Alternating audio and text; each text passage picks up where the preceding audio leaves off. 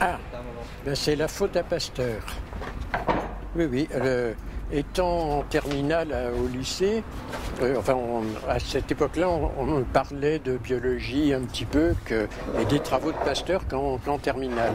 Et quand j'ai vu les travaux de Pasteur sur la génération spontanée, ça m'a paru tellement génial que je me suis dit, ça, il faut absolument que je fasse. Alors, il y avait donc ça sur le plan, disons, scientifique, parce qu'à l'époque, la science était dans ses balbutiements. Et deuxièmement, le courage de Pasteur pour traiter les premiers cas, ou le premier cadrage sur un brave berger qui était mort sans ça, ça m'a paru aussi absolument fantastique dans la capacité à passer outre à toutes les difficultés dans le but de traiter quelqu'un, de le ramener à la vie, contre la rage qui était mortelle à 100% à l'époque.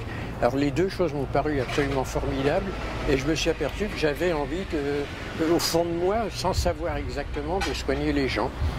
Et c'est comme ça que c'est venu. Alors du coup, je fais médecine.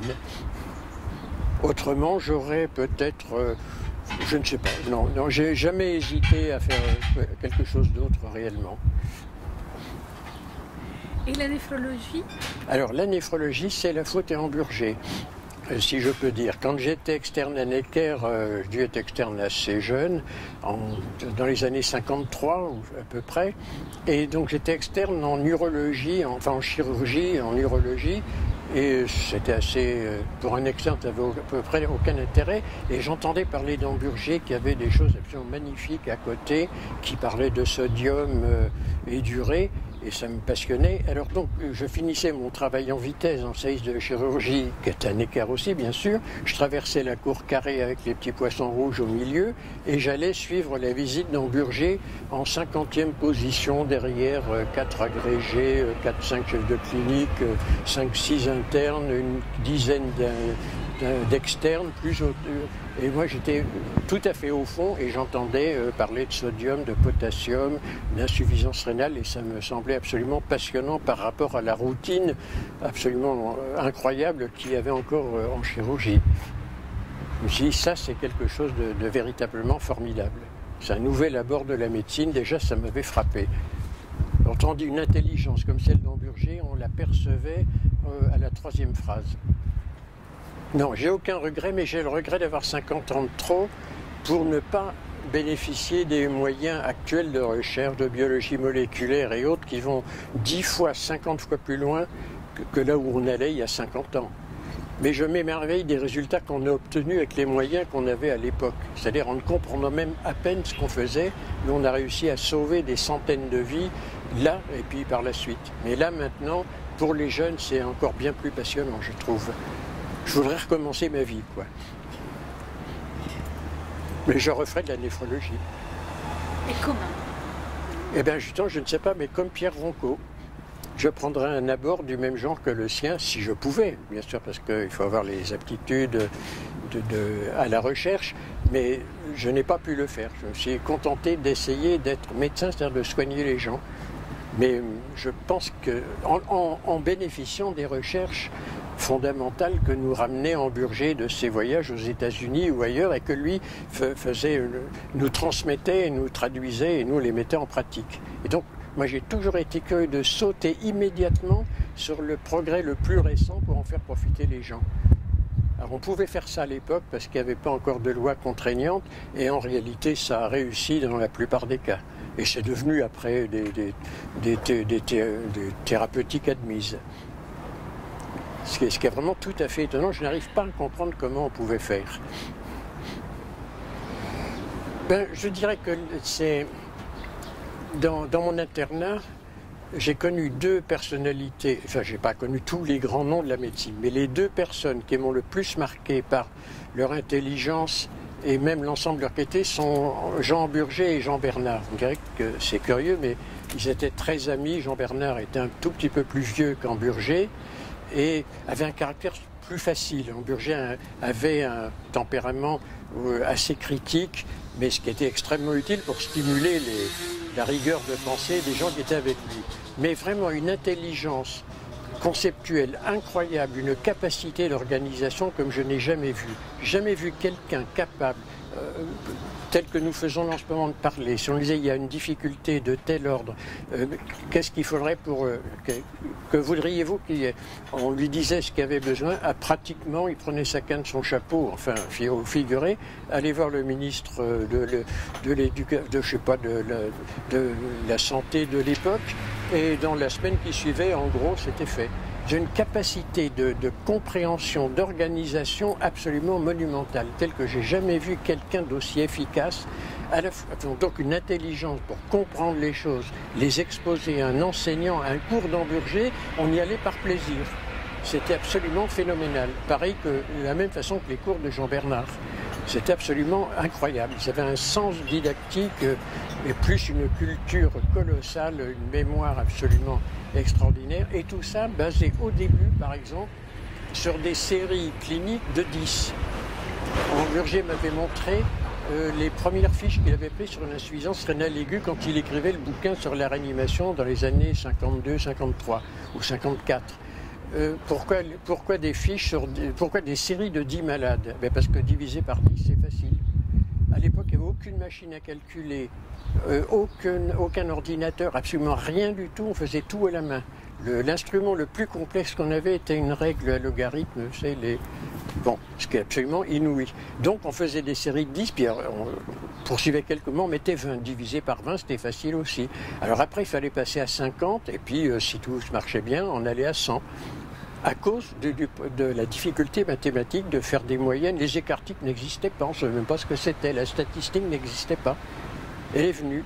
Alors quelqu'un a rappelé hier le fameux groupe des 13, dont Hamburger, Jean Fauvert, Schwartz, etc. Mais Schwartz étant polytechnicien et le créateur de la statistique et de l'épidémiologie médicale, qui est un homme monumental aussi, et donc a introduit, et tous les autres ont suivi pour adopter l'instrument statistique, pour critiquer nos séries, les comparer et faire des comparaisons valables.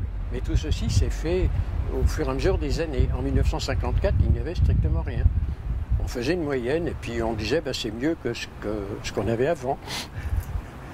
Vous voyez que c'était quand même, on était très très loin des procédés sophistiqués actuels, où le moindre étudiant peut faire les études, les comparaisons les plus complexes avec un simple logiciel de traitement statistique. Mais ils avaient le génie de comprendre tout de suite ce qu'il fallait faire. Moi, j'étais absolument... Les années passées comme interne chez Hamburger, j'ai passé un an entier. Chaque matin, on disait qu'est-ce qu'on va trouver aujourd'hui? Et deuxièmement, qu'est-ce qu'on va trouver pour tirer d'affaire les gens? Alors, on avait à faire une pathologie d'insuffisance rénale aiguë incroyable dont on n'a pas la moindre idée à l'heure actuelle. On a fait une première série de septicémie post-abortum de 300 cas. Une première série d'insuffisance rénale aiguë par anomalie, erreur transfusionnelle, mais avec des sous-groupes qui n'étaient pas connus, qui ont été découverts à cette occasion, par Dossé en particulier. 300 cas de Colija Necker, j'entends. Tout à l'avenant. Donc, à chaque fois, on en tirait des leçons, on en voyait ce qu'on avait fait de bien ou pas, on voyait les nouveaux moyens employés, et mois après mois, on arrivait à sauver. Au début, c'était peut-être 2 sur 10, puis 3 sur 10, puis 5 sur 10, puis 8 sur 10 des malades qui étaient atteints de ces pathologies. Immédiatement, on traduisait, à partir des petites séries initiales, on en tirait des leçons. On disait, la prochaine fois, on fera comme ça. Plus les moyens arrivaient, grâce au professeur Mollaret, la réanimation respiratoire. Le service Hamburger, on avait 3-4 respirateurs. Dans la vieille salle Fouché, absolument archaïque, on avait 3-4 Engström qui fonctionnaient en même temps. Ça faisait un bruit incroyable. Quand on entrait dans un, on entendait tchoum-tchoum. Et si on ne l'entendait plus dans une chambre, c'était mauvais signe. Quand elle y était la veille. Donc on était habitué à gérer l'urgence comme ça, pas du tout comme dans les films américains, d'une manière beaucoup plus calme, mais de manière extraordinairement efficace.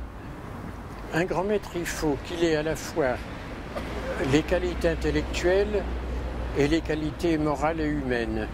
Alors Jean Bernard, je n'en parle pas parce que je ne l'ai connu que 6 mois, mais je pense que c'est lui qui avait le maximum d'équilibre et d'harmonie entre ces différentes exigences. C'était une intelligence incroyable. Je l'ai vu enregistrer un film, par exemple, un jour à l'Institut de je ne sais plus quoi, à Saint-Cloud. En un quart d'heure, il avait mis en boîte le film sur le traitement du Hodgkin. Alors, il parlait comme ça. Premièrement, le Hodgkin, sus diaphragmatique, petit a, ou petit a, machin truc, a prime, etc. Et tout ça défilait sans aucune note, sans rien, défilait comme par un prompteur devant ses yeux, mais le prompteur était dans sa tête, il n'existait pas, avec le plan entièrement fait qui s'exposait, n'importe qui pouvait comprendre. En Burger, c'était la même chose, mais avec une exigence éthique qui est apparue aussi avec Hamburger, comme l'a fait Jean Bernard de son côté, mais pour Hamburger, c'était encore... Enfin, les deux avaient un point commun, ils avaient affaire à des maladies extrêmement graves. Jean Bernard, les leucémies, les enfants qui meurent dans son service tous les jours, en mouraient un, puis après on en a sauvé autant qui en mouraient 2 ans avant, donc c'était tout à fait différent. Et en Burger, l'insuffisance rénale aiguë chronique jusqu'en 54, c'était la mort assurée. Donc il y avait sans arrêt à faire face à ce problème de mort, de gravité, de malades qui venaient désespérés avec leur famille, etc. Et donc, vous n'avez pas pu connaître ça, grâce à Dieu pour vous. Dans les hôpitaux anciens, vous avez la célèbre chose, le 4 à la radio, le 3... à tel examen, les malades désignés par le numéro de leur lit dans des salles communes de 30 lits, qui avaient salle commune à Necker au départ. Hamburger immédiatement a réagi à ça, on a fait boxer, semi-boxer, et le premier externe qui parlait, ou la première infirmière qui parlait le 4 ici, était... leur vie lui passait instantanément, mais il leur expliquait, un malade a un nom, il a une profession, il a une vie, et donc on doit commencer une observation en exposant monsieur un tel avec son prénom, son âge et ce qu'il fait. Car il est évident que s'il est employé, je sais pas, municipal ou directeur de banque, c'est pas tout à fait pareil, comme non pas que ça ait une importance sur le plan social pour nous, mais parce que sa réaction aux choses, sa manière de percevoir sa maladie ou d'accepter tel ou tel, la possibilité d'accepter tel traitement est très différente. Donc moi j'ai adhéré à ça, je l'avais en moi si vous voulez, mais ça m'a fait plaisir de voir que quelqu'un du prestige d'Hamburger l'établisse de manière conceptuelle et l'impose dans son service de manière absolument claire, ce qui n'était pas fait dans d'autres. Quand j'ai continué mon atteinte, dans d'autres services, c'était absolument un abord humain, social et moral des malades absolument lamentable. Chez Hamburger, j'ai appris la dignité du malade. Mais moi, je la portais. J'ai adhéré immédiatement parce que je ne pouvais pas supporter cette ambiance d'infantilisation des gens. Alors très rapidement, d'ailleurs, il a contribué à aider à ce que les gens puissent comprendre ce qu'ils avaient, à se prendre en charge en partie, dans la mesure où ils le pouvaient. Maintenant, c'est la grande mode, sauf que c'est fait de temps en temps, quoi. Là, les principes avec lui avaient une exécution immédiate. Chez Hamburger, personne n'aurait... On pouvait répandre des idées tout à fait saines à partir du moment où il l'avait dit, sur la France entière, c'était fait. Dans la collectivité néphrologique, il devait y avoir, mettons 5-6 néphrologues la première année, le terme n'existait pas.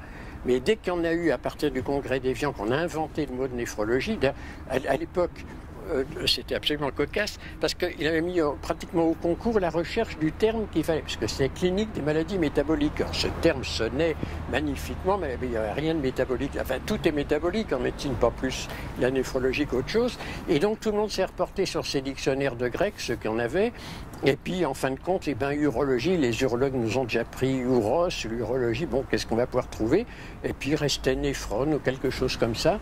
Et du coup, on a dit, nous, on monte carrément à l'échelle, peut-être pas microscopique, mais plus fine. Et donc, le terme a été adopté par consensus. Donc, comme on discute là, un matin, on dit que Hamburger nous dit, voilà, j'ai parlé avec un tel de l'académie, déjà, il avait l'académie en vue.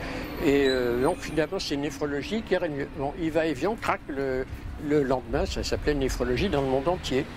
Et le premier truc s'appelait Kiné International en français et en anglais. Le français étant en premier, puisque la néphrologie a été créée en France à Évian.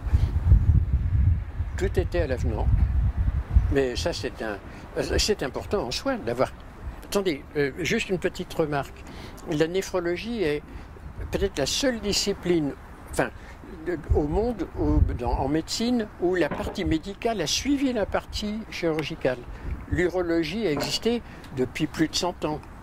La néphrologie, qui s'est intéressée à l'insuffisance rénale, et pas seulement au traitement des calculs ou des tumeurs, est venue bien après. Tandis que la cardiologie existait bien avant la chirurgie cardiologique. Les maladies digestives la chirurgie est apparue en complément. Mais là, il y a un décalage de 100 ans entre la création de l'urologie, du temps de Guyon, il y a un peu plus d'un siècle, et la néphrologie à Varemberger en 1960. Et vous avez vu le développement. La néphrologie brasse, mettons, pas loin de 3 milliards d'euros par an. Le prix des traitements, c'est absolument gigantesque pour un petit nombre de malades. Moi, pour résumer, une intelligence d'une acuité extrême. Méry a rappelé son esprit critique, mais c'est un esprit de perfectionnisme, dans le style, dans la rigueur de présentation des choses, et ça, je suis tout à fait d'accord. L'humanisme, il n'était pas très à l'aise avec les gens, Burger, il faut bien le dire, avec les malades. Souvent, il faisait sa grande visite. Alors, les gens étaient déjà à moitié guéris de l'avoir vu, parce que c'est le célèbre professeur. Et puis après, il me demandait, j'étais interne, hein, donc tout jeune, le professeur m'a dit qu'il fallait que je fasse quelque chose. Hein. Vous êtes d'accord, vous? Alors là, moi, ça me semblait énorme, mais je me suis rendu compte après que j'étais beaucoup plus près d'eux, ainsi que les infirmières, et que, bon, si je leur disais, bah, écoutez, vous plaisantez, enfin, vous ne vous rendez pas compte, ah ben ça y est, alors ils étaient encore doublement guéris. Enfin, disons, ils se sentaient 2 fois mieux, sinon guéris. Mais la troisième qualité fantastique qu'avait Jean-Bernard aussi, c'est un sens de l'organisation absolument extraordinaire, un sens concret, un sens de l'application immédiate de toutes les découvertes qu'on pouvait faire pour améliorer les traitements. C'était véritablement, d'ailleurs, quand il a fait ses conseils aux étudiants de médecine, ce qui ressort le plus net, c'est la volonté de traiter, la volonté d'arriver à faire quelque chose pour les gens. Et ça, c'est pour ça que j'ai fait médecine, pour pouvoir améliorer l'état des gens, pour pouvoir les traiter, les soigner. Et je n'ai pas cessé, d'ailleurs, je continue encore maintenant, des gens me téléphonent comme ça, ben vous qui avez été, etc., qui est-ce que je pourrais voir, ma fille a ceci, cela, ou etc. Et grâce au fait qu'on se tient au courant, qu'on sait quelles sont les bonnes équipes, et on peut les orienter utilement et leur éviter disons, des erreurs ou des errements en les branchant sur le système hospitalo-universitaires où véritablement sont les gens archi compétents et pour la plupart désintéressés. Ah bien, elles sont... on pourrait dire que c'est un peu... Il y a eu 2 étapes parallèles à Necker. La première étape, ça a été, alors ça c'est indiscutable, le traitement de l'insuffisance rénale aiguë. On dirait que c'était le plus facile. Je pense que Jean-Philippe Méry en a parlé hier.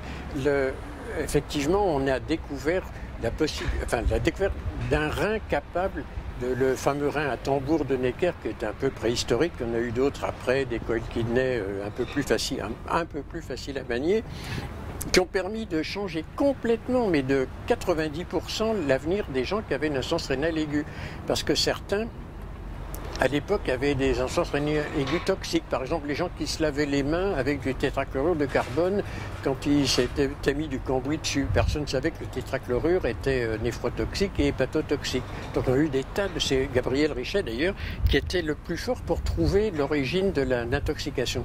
Il y avait des sels de mercure, des choses toxiques.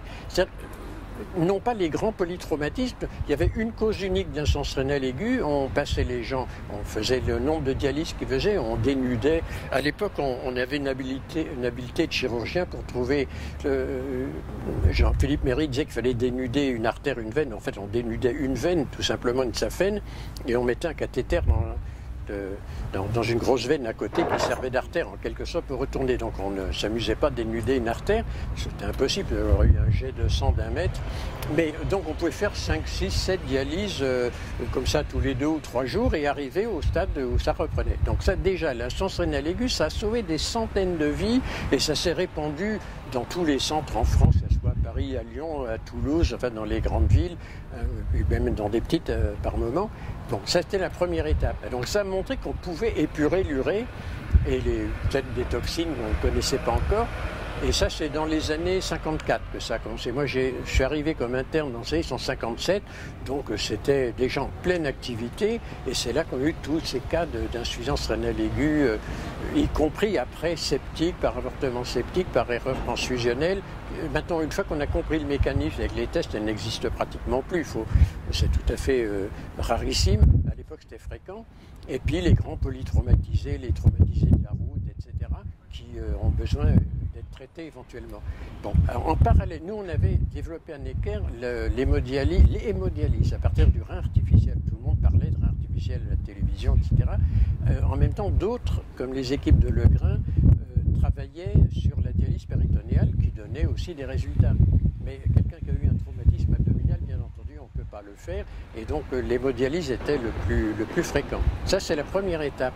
Alors arrive le Belding-Scribner. Alors, il est allé à Lyon, mais il avait été invité juste avant sur la route à Necker, dans les anciens locaux invraisemblables de la bibliothèque ou je ne sais plus de quoi, du service d'urologie, des locaux mais absolument minables.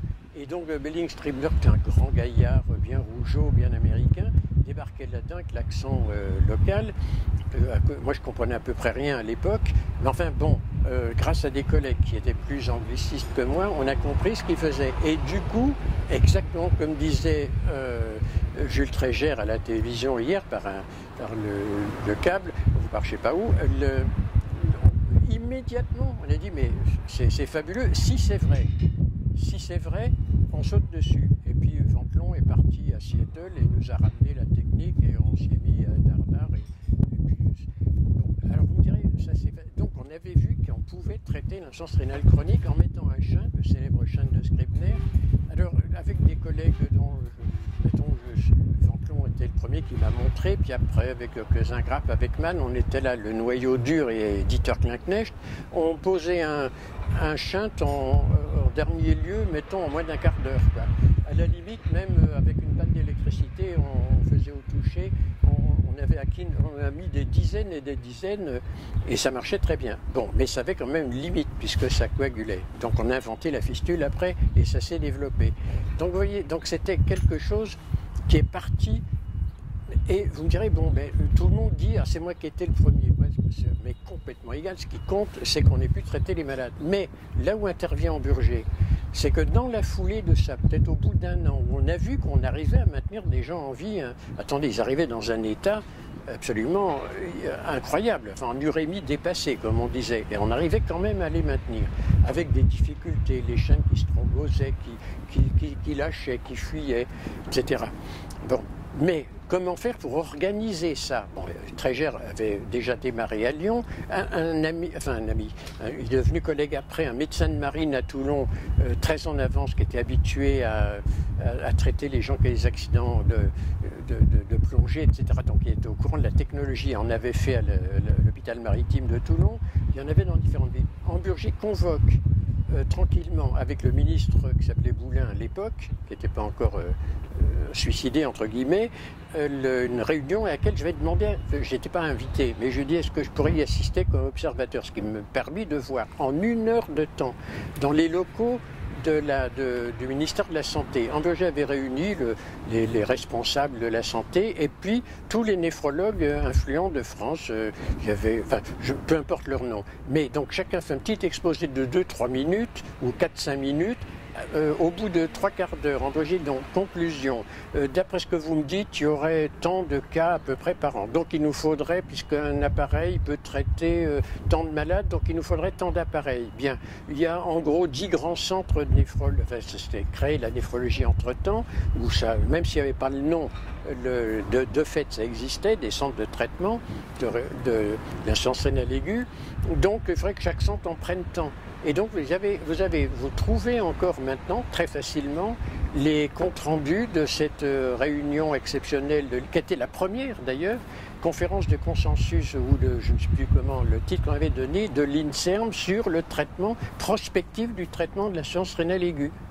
Et aussi, dans les mois qui ont suivi, tous les centres ont non seulement créé le nombre de postes. Alors attendez, il fallait aussi avoir l'attribution de crédit qui permettait de créer les postes.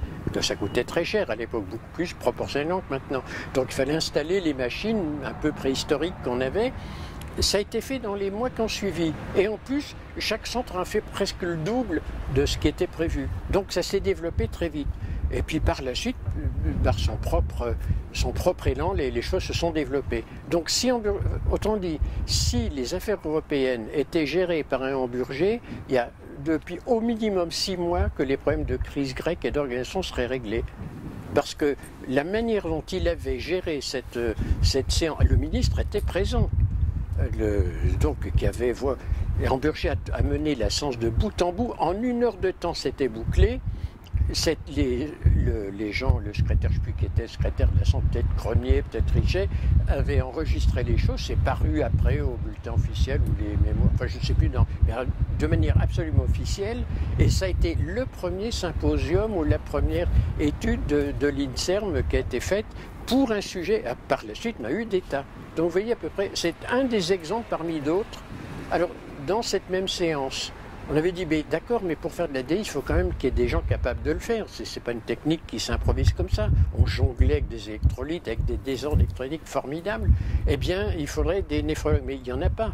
Il ne s'appelait pas néphrologue, il n'y a encore personne. Comment faire? Dans cette même séance, quelqu'un dit les anesthésistes sont habitués à mettre des cathéters dans toutes les veines les plus improbables. Ils ont une habileté manuelle, ils sont habitués à faire ces soins aigus. Eh bien, mais ceux-là, ils sont anesthésistes, ils n'ont pas de diplôme. Donc, dans la même séance, on a créé le certificat d'études spéciales de néphrologie, d'une durée de 3 ans, mais qui devait donner les premiers diplômés 3 ans après, mais comme il fallait faire marcher ces centres, on n'a qu'une attestation, je ne sais plus si c'est moi ou un autre qui avait dit Hamburger, mais dans le fond, pour faire marcher la chose, sans même connaître la théorie à fond de le traitement des maladies, il faut 3 mois. Les gens venaient se former à Necker, ils étaient formés en 2 ou 3 mois. Eh bien, on a créé une attestation qui s'obtenait, mettons, en 1 an d'année scolaire, ce qui veut dire en 9 mois en pratique, et des tas de gens de bonne volonté ont pu démarrer. Et c'est comme ça, donc première étape, traitement de l'insuffisance rénale chronique, monté, organisé immédiatement, sans traîner, et tout le monde était d'accord en disant c'est extrêmement intelligent, c'est ça qu'il faut faire, puis ça continuait tout seul. Alors en parallèle, Hamburger était passionné par la transplantation, et c'est pour ça que vous voyez qu'il y avait une double activité, la dialyse d'un côté, et la transplantation de l'autre. Alors la transplantation, c'était son enfant chéri, donc il a lancé les choses, et il a eu tout à fait raison, mais les 2 méthodes étaient complémentaires. On ne pouvait pas transplanter de but en blanc quelqu'un, il fallait quand même qu'il soit maintenu en vie. Donc il avait donc inventé comme prétexte pour le ministère et pour les coûts exorbitants de la méthode, que c'était une méthode datant de la transplantation. Mais en réalité, c'est devenu une méthode à part entière. Et par elle-même. Puis les deux méthodes, vous avez vu en ce moment en France, il y a 35 000 malades vivent en dialyse et à peu près 35 000 avec un greffon rénal. Donc les 2 méthodes concourent en faire 70 000 patients qui sont traités. Alors on me dirait que je fais là-dedans. Moi je prenais la 3e voie. Dès le début, Hamburger l'a ébauché un peu dans des termes extrêmement littéraires, disant qu'en gros, les néphrologues visaient à scier la branche sur laquelle ils étaient assis, c'est-à-dire à trouver les traitements des maladies rénales qui éviteraient d'avoir à se faire dialyser. Et moi, je voyais, étant tout près des malades, étant comme interne ou chef de clinique, que c'était pas vraiment avec joie que les gens se faisaient dialyser les malades chroniques. Ils ont une peur, d'ailleurs tous les gens qui se font dialyser cherchent à tout faire pour éviter la dialyse ou la transplantation. Eh bien moi, dès 40 ans avant, je pensais qu'on devait pouvoir arriver à améliorer le traitement médical, déjà symptomatiquement, pour tirer parti du reste des reins. En expliquant aux gens, si vous avez une voiture très âgée qui a fait 300 000 km, si vous voulez aller de Paris à Nice à 6 000 tours minute, elle s'arrêtera au bout de 50 km. Si vous roulez doucement, vous accélérez doucement, etc., votre voiture vous fera encore 100 000 km et vous y arriverez. C'est pareil pour les reins. Lorsqu'ils sont à la limite, eh bien cette comparaison automobile tout le monde la comprenait et elle disait d'accord, je vois, alors qu'est-ce qu'il faut que je fasse? Et on leur donnait des règles qui restent valables maintenant de traitement dit conservateur, et déjà des centaines de gens ont pu, par ce biais-là, retarder ou éviter carrément la dialyse s'ils étaient très âgés et qu'ils mouraient d'autre chose, ce qui est quand même le plus fréquent, ou la retarder nettement. Et ils se disaient, j'ai déjà gagné tant d'années. Et je leur disais après, bon, on ne pourra pas faire ça éternellement, mais considérez que c'est du gain, c'est quelque chose en plus de ce que la nature avait prévu. Donc après, il faudra sûrement dialyser un jour, mais vous aurez au moins bénéficié d'1 an, 2 ans, 3 ans de plus. Et certains, ça a été jusqu'à 10 ans. Et donc, je ne sais pas si maintenant je peux en parler plus facilement puisque Pierre Roncaud est parti. Pierre Roncaud fait partie des gens qui travaillent sur le mécanisme intime de la progression des maladies rénales, de la fibrose rénale, qui en fin de compte est l'ennemi public numéro 1 en néphrologie. Le jour où on trouvera le moyen de bloquer la fibrose, de l'empêcher, les 9/10 des gens qui sont actuellement dialysés ou transplantés ne le seront plus, n'auront plus besoin. Et il est vraisemblable qu'un jour, grâce aux travaux de lui et puis de dizaines d'autres équipes dans le monde qui vivent dans cette même optique, grâce aux outils actuels de biologie moléculaire, disons toutes les techniques actuelles de protéomique, de génomique, etc., vont aboutir à trouver quels sont le ou les facteurs qui font que la fibrose progresse. Et on arrivera à trouver des antagonistes. Il y en a déjà qui agissent partiellement, mais enfin, ils sont difficiles à manier.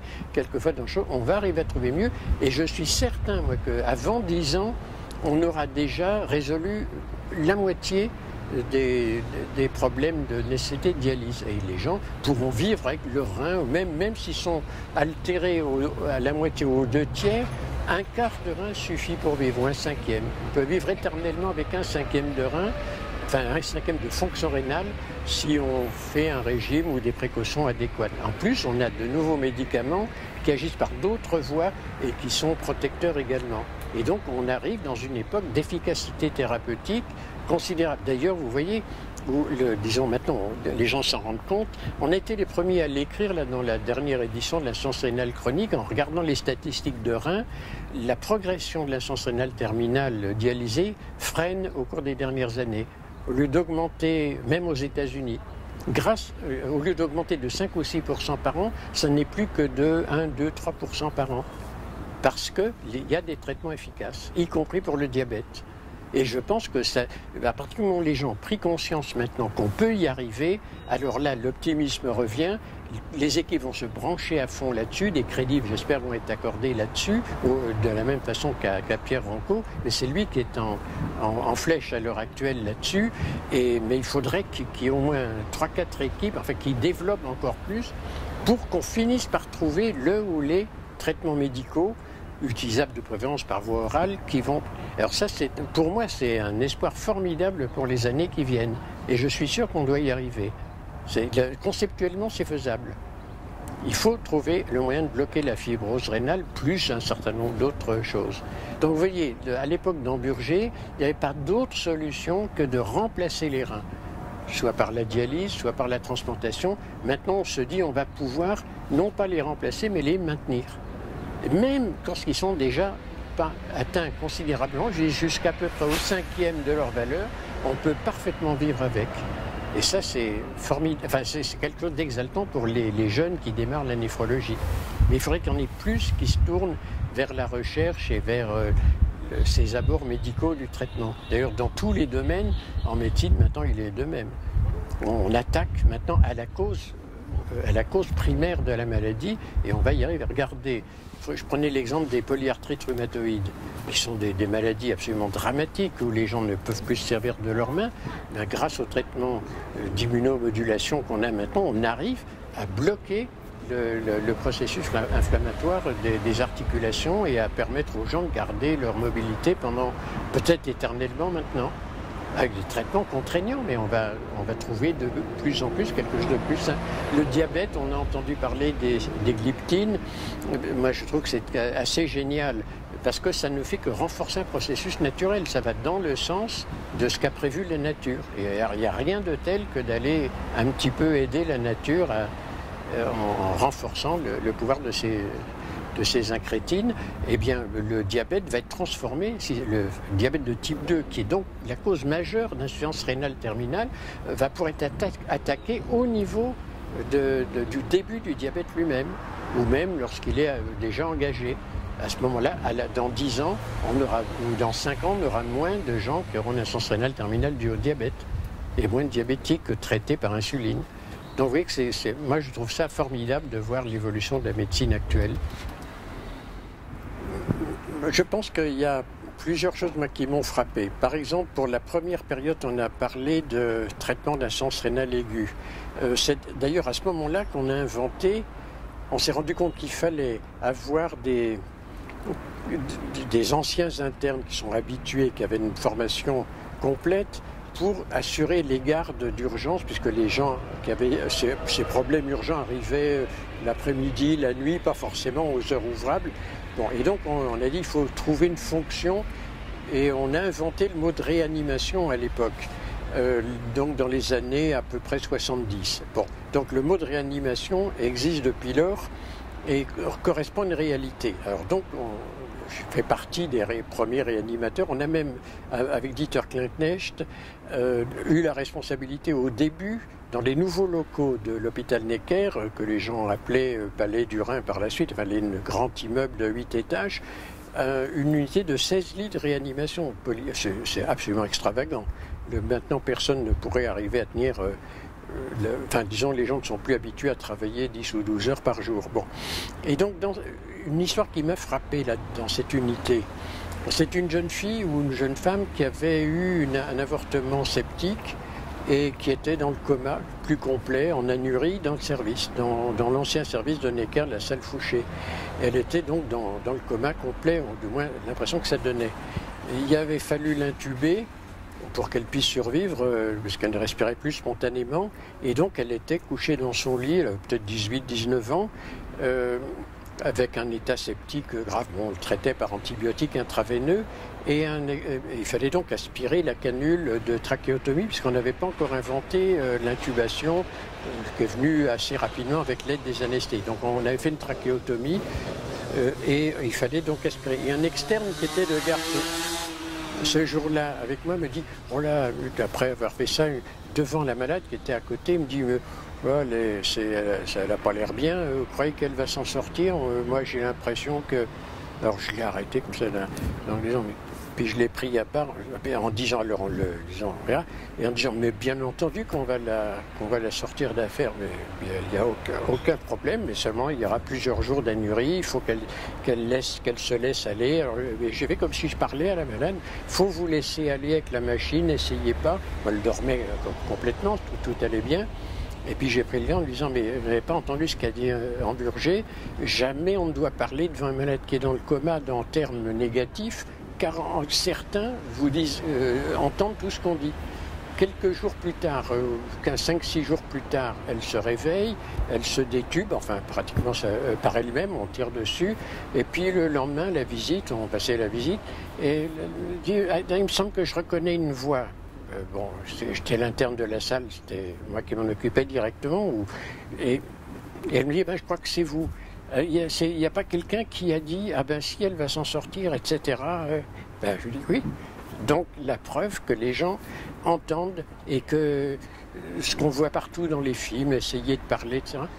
Donc ceci, ça m'a beaucoup frappé. C'est pareil, Hamburger n'était pas de garde, mais il avait élaboré la règle parce qu'un de ses collègues lui avait dit, en discutant avec ses collègues qui étaient de la génération avant nous, mais qui avaient beaucoup d'expérience et de sens humain, et donc immédiatement en l'appliquant, et on s'est rendu compte que ça a rendu service à beaucoup de malades qu'on croyait dans le coma, mais qui en réalité pouvaient comprendre, et y compris participer à leur traitement, parce que c'est très gênant de respirer, j'ai jamais essayé, mais avec une canule dans la trachée, il faut se laisser aller avec la machine. Maintenant, les appareils qu'on a sont beaucoup plus souples, il n'y a même plus de problème, mais à l'époque, c'était pour lutter contre un angstrom, c'était extrêmement difficile.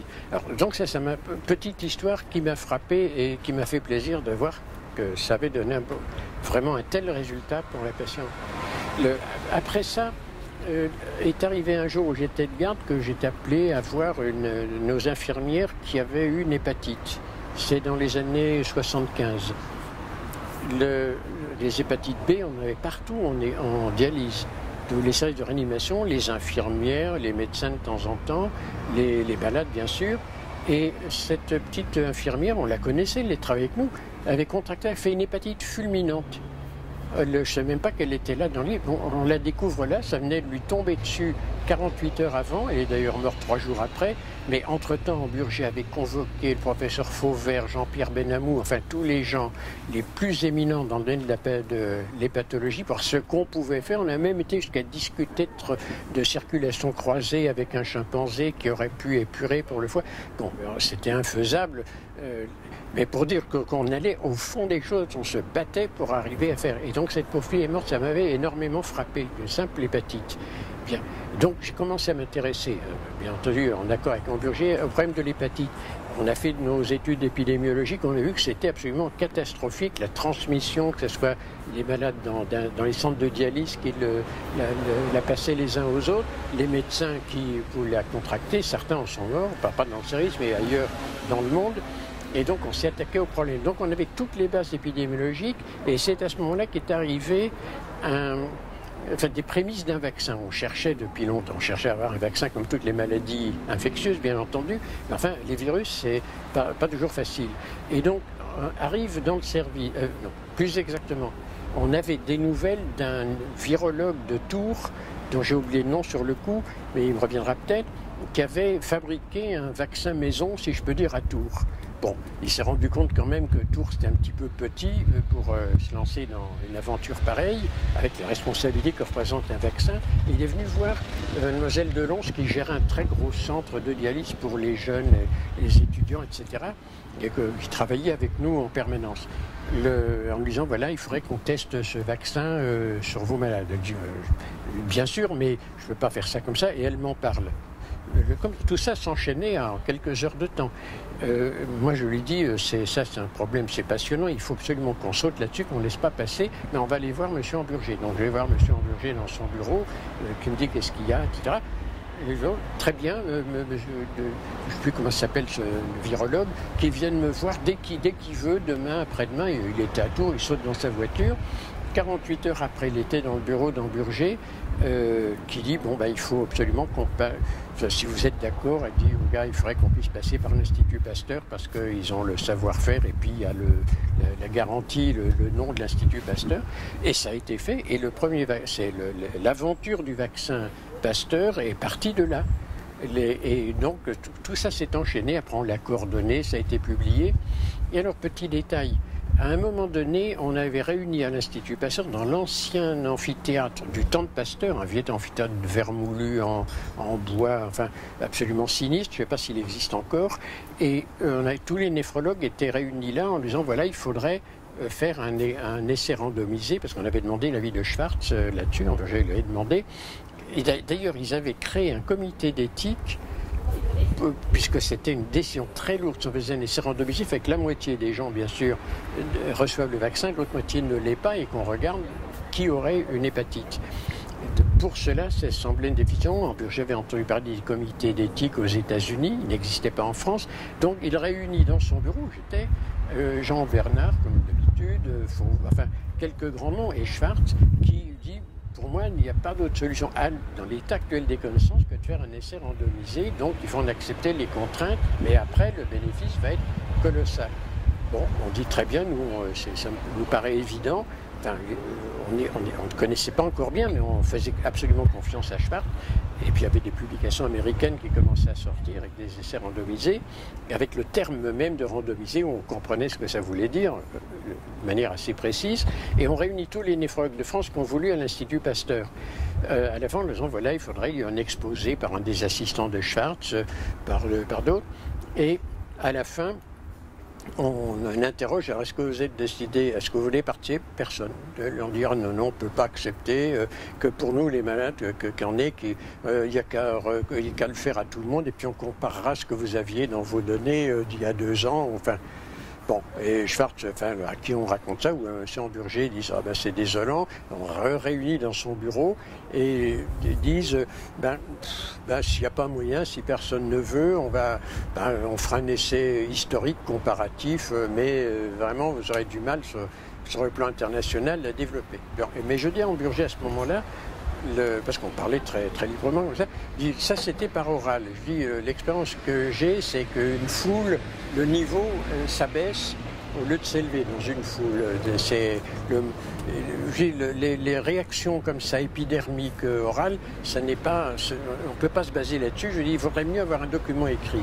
J'aurais été partisan de l'écrit. Et donc, si vous voulez, je vais vous faire Alors, j'ai fait un petit machin, une petite lettre en 2 pages qui exposait des motifs en 5 points ou 4, je ne sais plus, mais enfin de manière extrêmement claire.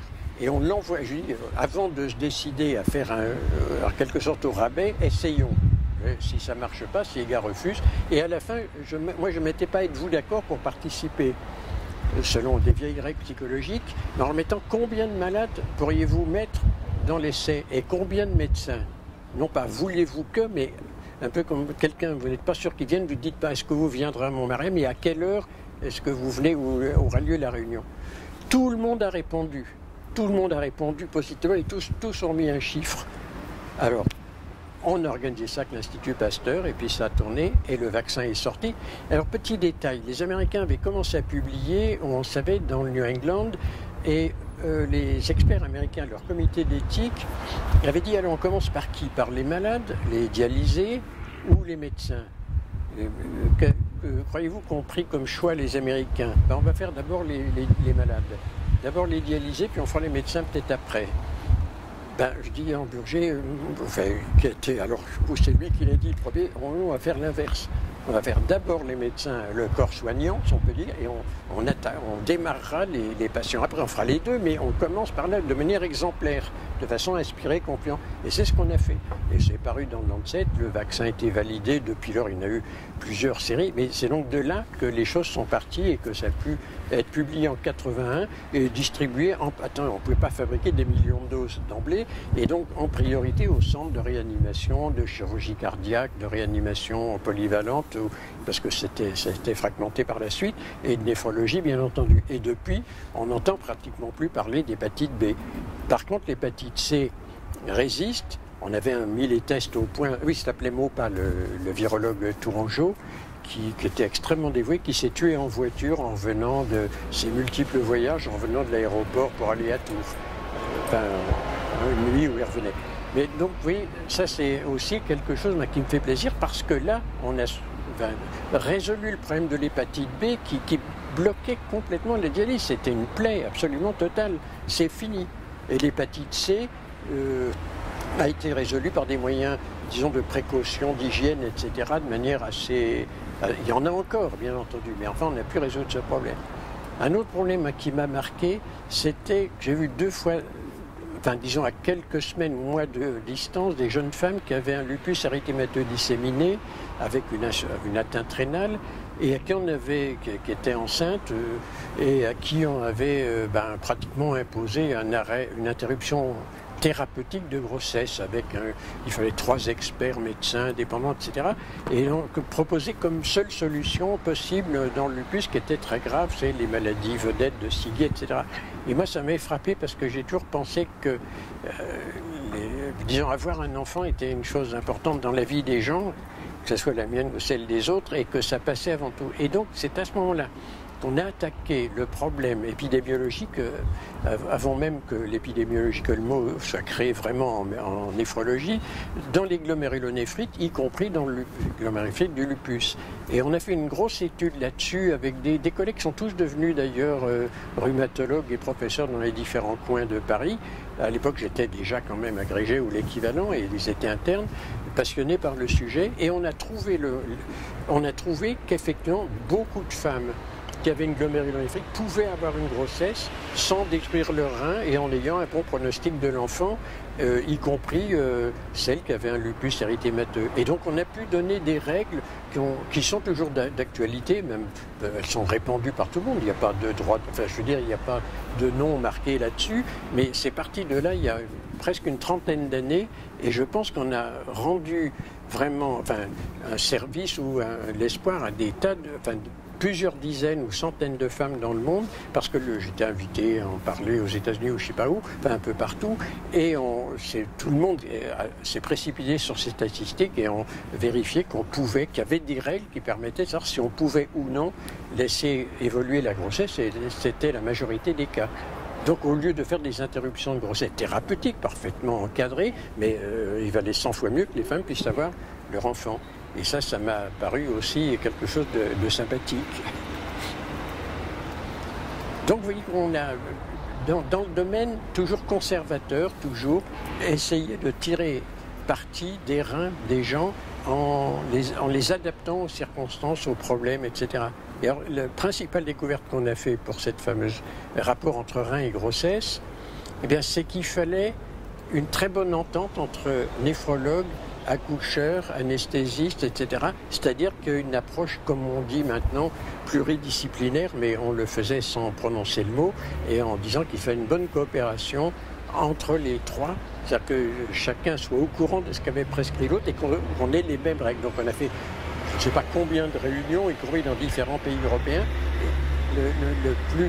Pour moi, le meilleur souvenir que j'ai pour ça, c'était au Portugal, où la société du Portugal, plus intelligente que les Françaises à l'époque, on réunit d'emblée dans le même amphithéâtre, c'est un pays plus petit, ils avaient les néphrologues et les accoucheurs.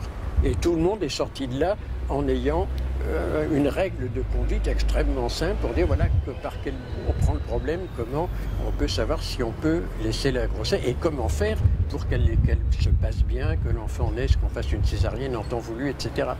Bon, mais ça me fait plaisir aussi parce que j'ai eu des échos de ça encore pendant des années où des gens me téléphonaient en disant vous qui avez regardé le problème, j'ai une patiente qui a tel ou tel problème, est-ce que vous croyez qu'on peut, en disant oui, en effet, vous faites ci, vous faites ça, c'est ce qu'on a déjà fait, on va continuer, c'est bien, on aimait mieux être sûr, etc. Donc vous voyez comme quoi on a immédiatement fait quelque chose qui peut servir à tout le monde, mais aux quatre coins du monde. Et je pense que des tas d'autres ont fait la même chose, on a pris leur savoir-faire à notre compte après, échange de bons procédés. Mais en fait, c'était un des sujets qui m'a le plus passionné dans ces années-là. Et alors là, en dernier lieu, mon dernier combat, mais je ne peux pas le continuer maintenant parce que je n'ai pas la possibilité, il faut plus de possibilité d'entrer à l'hôpital, ça a été d'essayer de faire que les gens soient pris en charge pour l'insuffisance rénale avec les conseils d'un néphrologue, même sans venir tous les mois voir les mecs, qu'il y a une bonne coopération entre les médecins généralistes ou les diabétologues et les néphrologues qui se mettent d'accord sur une conduite commune et des règles qui permettent de prolonger de plusieurs années l'autonomie des malades qui ont une maladie rénale, alors que s'ils ne connaissent pas les bonnes règles ou s'ils ne les appliquent pas, ils peuvent se retrouver dans l'insuffisance rénale terminale quelques mois plus tard. Et donc, c'est ce qu'on appelle la prise en charge précoce. Alors maintenant, je pense que l'idée est répandue. Eh bien, il y a 20 ans, on écrivait des articles pour dire en France, il y a 25% des gens qui entrent en dialyse en urgence dans de mauvaises conditions. À l'heure actuelle, il y a une enquête qui a été récemment faite, y compris par nos collègues en Lorraine, c'est pas 25% cas, c'est 30%. C'est-à-dire qu'il n'y a aucun progrès. Parce que c'est la prévention, les gens aiment bien prononcer le mot, mais le faire dans la réalité, c'est beaucoup plus... Je ne sais pas pourquoi il y a un barrage, ou alors les gens ne veulent pas entendre parler d'insuffisance rénale, ça leur fait peur. Le dernier combat que je n'ai pas pu faire, il fallait écrire un bouquin là-dessus, c'est comment expliquer aux gens la manière de supporter au mieux leur maladie et de comprendre comment faire pour la supporter, la dominer pendant le plus longtemps possible. Et quand on est obligé de recourir au traitement tels que la dialyse ou la transplantation, le faire en connaissance de cause, mais le plus tard possible. La plupart des gens, si vous leur dites « oh là là, etc., je voudrais bien mourir », on leur dit « oui, mais le plus tard possible ». D'accord. Eh bien là, je veux bien dialyser un jour, mais le plus tard possible, en étant certain qu'on a fait tout pour prolonger la vie du rein. C'est ce que j'ai fait pendant des années. Je suis certain que ça peut se faire, mais ça demande. Alors le dernier problème, c'est de s'intéresser aux gens. Il y a un politique dont je ne citerai pas le nom en France qui a dit qu'il ne faudrait pas faire de politique si on n'aime pas les gens. Et moi, je dirais à bien plus forte raison, il ne faut pas faire de médecine si on n'aime pas les gens. Donc, il faut aimer les gens. Mais quand je faisais une première consultation de quelqu'un qui venait me voir pour la première fois, mettons que j'avais une demi-heure à peu près, parce qu'il faut quand même que tout le monde puisse venir, les 20 premières minutes passaient à discuter, que les gens me racontent comment ça s'était passé pour eux, mais comme, de façon à voir comment ils vivaient, comment ils avaient perçu leur maladie. Moi, je les laissais parler en disant, mais qu'est-ce que vous ressentez comment est-ce que vous voyez ce que vous avez, qu'est-ce qu'on vous a dit, qu'est-ce que vous avez fait comme traitement, et en plus, qu'est-ce qui vous réussit de votre point de vue, que vous supportez bien ou pas. Nanti de tout ça, je ne sais pas comment le cerveau fonctionne, mais il y a des ordinateurs là-haut qui intègrent le tout, et on arrive à trouver un traitement dont les bases étaient communes, les bases physiologiques ou physiopathologiques, mais adapté aux conditions de vie, à l'âge, etc. des gens. Et moyennant quoi ils pouvaient adapter à leur vie. Et donc j'ai vu comme ça des gens qui avaient une nécessité d'aller par exemple à New York, ceux qui étaient travailler dans la finance une fois par semaine, dire moi j'ai ce poste-là pendant un an, je ne voudrais pas qu'on sache que j'ai des problèmes. Je dis si vous êtes d'accord pour faire un régime très, très strict, bon laissez tomber les restaurants, même mes docteurs, mais j'ai passé des années tout le temps avec des déjeuners d'affaires, ça m'est complètement égal. Au contraire, ça me donnera une raison pour éviter de le faire. Enfin, c'est la faculté qui leur donne, donc à ce moment-là, ça ne vexe personne. Eh bien, ils ont pu tenir un an, et puis après, étant revenus à Paris stable, débuter leur dialyse tranquillement.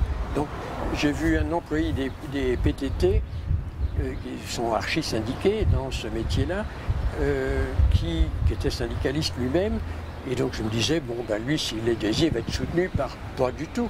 Il me dit, je ne veux absolument pas qu'on sache que j'ai une insuffisance rénale, personne ne le sait, je ne veux pas être dialysé, je ne veux pas être dialysé. Et je lui dis, mais pourquoi? Alors en fin de compte, après 5 ou 10 minutes, j'ai fini par comprendre qu'il ne voulait pas qu'on sache qu'il était dialysé. Et que si donc il venait dans la journée, qu'on prenait les gens le matin ou l'après-midi, on allait le savoir puisqu'il était obligé de demander une journée de congé, ou je ne sais pas, quand les RTT n'existaient pas encore à l'époque. Et donc, je lui dis, alors je vais voir mes collègues, Zingraf ou Mann, s'occuper de la dialyse, qu'est-ce qu'on peut faire pour cet homme? On va le prendre un soir. Alors très bien, il est venu un soir à 6 h du soir, et on a démarré ça. On a fait une séance exceptionnelle pour lui, pour qu'il puisse... attends, les séances au début sont courtes, on fait que 2 heures pour pas... Et donc on a pu lui faire une séance hors la vue de tous ses collègues, et après je dis, bon on va calculer des horaires qui vous conviennent, et personne n'en saura rien. Mais moi je ne m'attendais pas du tout à ce que dans une collectivité comme ça, il y ait une ambiance telle qu'il en soit, à ne pas vouloir qu'on sache qu'il avait une... Et c'est très fréquent à l'heure actuelle. Donc j'ai vu comme ça pendant mes dernières années, enfin des années, très souvent fait comme vous, c'est-à-dire supprimer le déjeuner pour pouvoir prendre en consultation entre midi ou midi et demi et 2 h des gens qui travaillaient, qui disaient moi il y a du chômage en ce moment, etc. Je lui dis je ne sais pas pour tout le monde, il y a des gens âgés ou des gens qui n'avaient pas d'activité, qui pouvaient venir n'importe quand, mais ceux qui étaient en travail, je les voyais à midi et demi ou à 1 h, et on pouvait résoudre leurs problèmes comme ça, et puis retourner travailler après. Donc oui, il y a tout un ensemble de choses qui font qu'on peut humaniser, si je peux dire, la médecine. Je pense qu'en cancérologie, ça pourrait être du même ordre d'idée, mais enfin, en tout cas, nous, on peut le faire. Alors l'exemple que j'ai eu dans ce domaine, des horaires un petit peu... eh bien, c'est Jean Bernard dont je parlais au début, vous le savez ou vous ne le savez pas, enfin, au sommet de sa gloire, alors qu'il est connu dans le monde entier, Jean Bernard continuait jusqu'à, je ne sais pas, 70 ans, parce que lui a eu le droit de prolonger, à cette époque-là, jusqu'à 70 ans, son activité, depuis toujours. Venait dans service à 8 h du matin à Saint-Louis, De 8h à 9h, recevait les familles des enfants, les parents des enfants qui étaient hospitalisés pour une leucémie ou pour une maladie grave de ce genre-là, ou d'autres, pas forcément uniquement des enfants. Toute sa vie, de 8h à 9h, a reçu personnellement lui-même les parents des enfants ou des gens qui avaient un problème grave, parce que le fait de voir Jean Bernard, c'est comme s'ils avaient vu Dieu le Père. Et moi, j'ai trouvé ça absolument admirable. Alors nous, on arrivait pour faire la visite vers 9h, 9h30. Il fallait bien que les infirmières fassent leur travail avant. On ne peut pas venir à 7h. Mais toute sa vie, il l'a fait. En Burgé, lui, il n'avait pas le même problème, mais il arrivait quand même à 8h du matin pour commencer déjà à travailler, alors même que personne n'était encore arrivé dans le service. Ben, je dirais que oui, moi je trouve que la médecine, c'est un métier qui est passionnant parce que, d'abord, c'est effectivement, intellectuellement, c'est tout à fait passionnant, mais surtout sur le fait qu'on a la certitude qu'on peut faire quelque chose pour améliorer les gens. Enfin, moi, je ne sais pas, j'ai ça en moi, c'est ça qui me plaît dans ce domaine. Et disons que le fait de savoir qu'on fait ça, ça donne de l'enthousiasme. Alors tous les gens m'ont toujours reproché l'enthousiasme. Alors ou certains, comme ça, ironiquement. Alors je leur conseille de relire Euripide ou Échille s'ils ont le temps, où Euripide fait dire à un vieillard qui se rend aux fêtes dionysiaques, etc., avec ardeur, en courant avec un de ses copains, qui lui dit « Mais comment ça se fait-il que vous qui êtes vieux comme ça, vous courriez aussi vite ?» L'enthousiasme, c'est l'enthousiasme qui nous empêche de vieillir ou de sentir la vieillesse. Donc vous voyez, alors moi je m'abrite derrière Euripide. Et deuxièmement, en médecine, on peut toujours faire quelque chose d'utile pour les gens, soit qu'on puisse les soigner directement, soit qu'on fait de la recherche et on sait qu'elle va déboucher sur quelque chose qui leur servira, soit en écrivant des bouquins où les gens qui le lisent disent tiens, c'est la situation que je connais, donc il a l'air de connaître ce qu'il faut faire, je le fais et ça va, effectivement ça ira mieux. Et donc d'être utile. Alors là, je m'abrite derrière un de vos compatriotes. Léonard de Vinci est arrivé au Clos Lucé avec François Ier l'avait invité. Au moment où il arrive au Clos Lucé, donc il avait un grand âge, c'était un des rares à vivre aussi longtemps, alors que François Ier lui demandait d'assécher les environs de Chambord, etc. Enfin, simplement l'équivalent d'une province entière, ou de dériver la Loire pour ça. Enfin, quelque chose. Alors, Léonard de Vinci écrivait « Je ne me lasserai jamais de chercher à être utile ». Alors, si Léonard de Vinci l'a dit, plus grand génie de tous les temps, modestement, peut essayer d'en faire autant et d'essayer d'être utile par n'importe quel moyen. Alors pour moi, pour l'instant, c'est en essayant de condenser l'expérience qu'on a dans différents domaines, dans des livres qui sont à la fois assez nourris sur le plan théorique, mais avec des solutions, des recommandations pratiques. On ne s'abrite pas derrière des faux fuyants, on dit carrément ce qu'on fait, tout en restant dans le cadre légal, si je peux dire, mais en prenant parti et en donnant des recommandations concrètes sans les laisser dans le vague, en disant faites comme vous voulez. Non, il y a la théorie et la pratique. En réalité, il n'y en a pas. Je pense que la conception qu'on avait eue en France de la triple mission d'enseignement, de clinique et de recherche qu'on avait assignée aux gens qui étaient professeurs et médecins et praticiens hospitaliers en même temps, c'est assez théorique. Moi, je pense qu'il y a des gens qui sont faits pour la recherche, d'autres qui sont faits pour la clinique et d'autres qui sont faits pour l'enseignement, les plus brillants étant excellents dans tous les domaines. Mais je dirais que la fonction première des universitaires, c'est d'enseigner. Donc, on ne devrait pas nommer professeur quelqu'un qui n'aime pas enseigner. On dit qu'il ne faudrait pas être médecin si on n'aime pas les gens, si on n'aime pas les soigner. On ne devrait pas être professeur si on n'aime pas enseigner. Or, j'ai vu un certain nombre de gens qui n'aiment pas enseigner, ou enfin, s'ils aiment, ils ne savent pas. Il faut quand même un minimum de clarté d'esprit, d'esprit de synthèse, de capacité d'exposer des choses. Donc je pense déjà que dans les hôpitaux, les deux choses primordiales pour les professeurs, j'entends, c'est à la fois la capacité à diriger les soins, à donner l'exemple, à apprendre par compagnonnage aux autres et d'enseigner. Alors la recherche là-dessus, elle est indispensable. Mais on a deux niveaux de recherche ou même trois.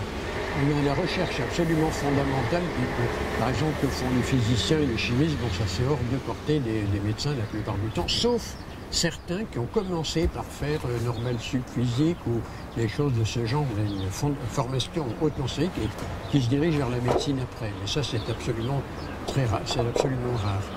Alors, la deuxième, c'est il y a la recherche appliquée, la recherche clinique, ça tout le monde devrait y participer, c'est-à-dire participer à des essais thérapeutiques, parce que ça oblige à la discipline dans le respect des règles d'un protocole, du recueil des critères biologiques qu'on va utiliser, ou radiologiques ou autres. Et puis entre les deux, il y a une recherche, disons, qui n'est pas vraiment fondamentale, mais qui est au-delà ou en amont plus exactement de la recherche clinique. Et là, ça dépend des dons individuels, et d'ailleurs ces dons, on les a surtout quand on est jeune, et où ils continuent toute la vie, où ils disparaissent un jour ou l'autre, ne serait-ce que parce que les gens montant en grade, ils sont assommés de charges administratives. Donc je serais tenté de dire que pour les jeunes, mettons qu'ils sortent de l'internat ou qu'ils viennent en formation dans les premières années après la fin de l'internat, il faut sentir soi-même vers quoi on est attiré. Certains d'emblée font la preuve qu'ils ont le don de la recherche en eux. Je pense à Jean-François Bach à Necker, maintenant secrétaire perpétuel de l'Académie des sciences qui a donc eu une carrière de recherche dès son internat. Je pense à Pierre Roncaud qui, étant déjà plus âgé maintenant, mais continue à faire de la recherche, qui se rapproche du fondamental, si on peut dire. Bon. Et je pense que c'est les jeunes qui ont en ce moment le plus de facilité pour se lancer dans les techniques de biologie moléculaire, qui pour eux, plus l'outil informatique qui va plus ou moins avec, et qu'on fait ça à 20 ans ou 25 ans, c'est un peu comme pour rentrer à Polytechnique, on n'y entre pas à 30 ans, on y entre à 17 ans ou jamais, ou 18 ans.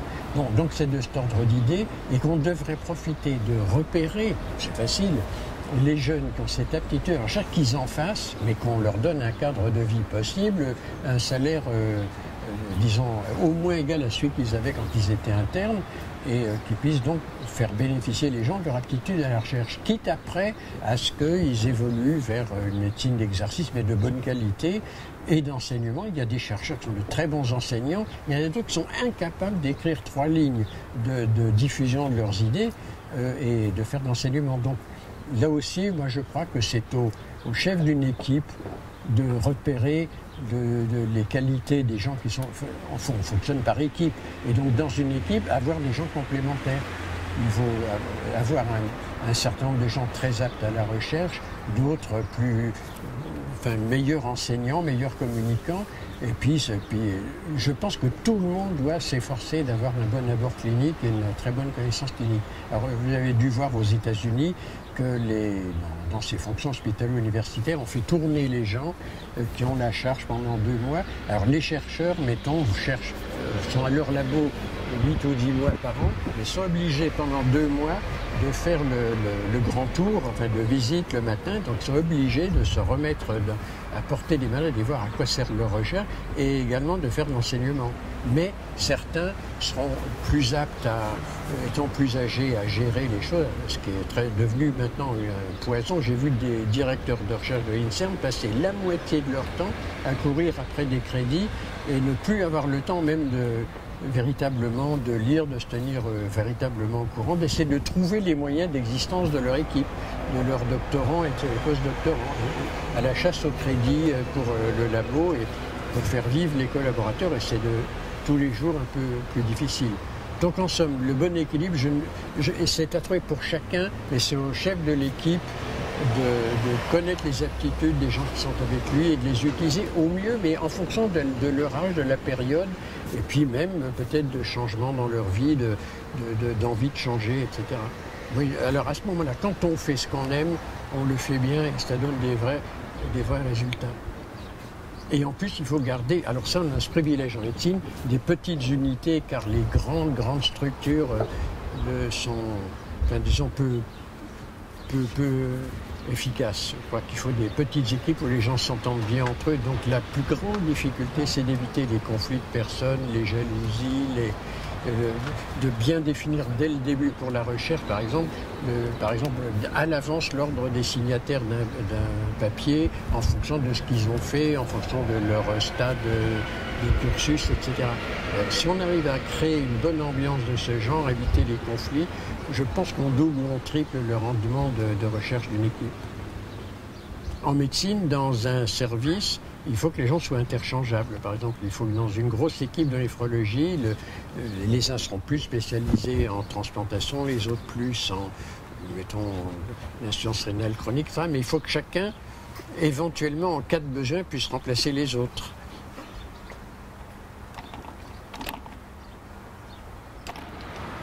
Je pense que c'est l'aspect essentiel de la médecine, en dehors de la recherche et de l'enseignement qui ne se fait qu'à l'intérieur du corps médical lui-même ou des scientifiques. Le rapport du médecin soignant vis-à-vis du patient, le rapport médecin-malade, pour moi c'est absolument essentiel.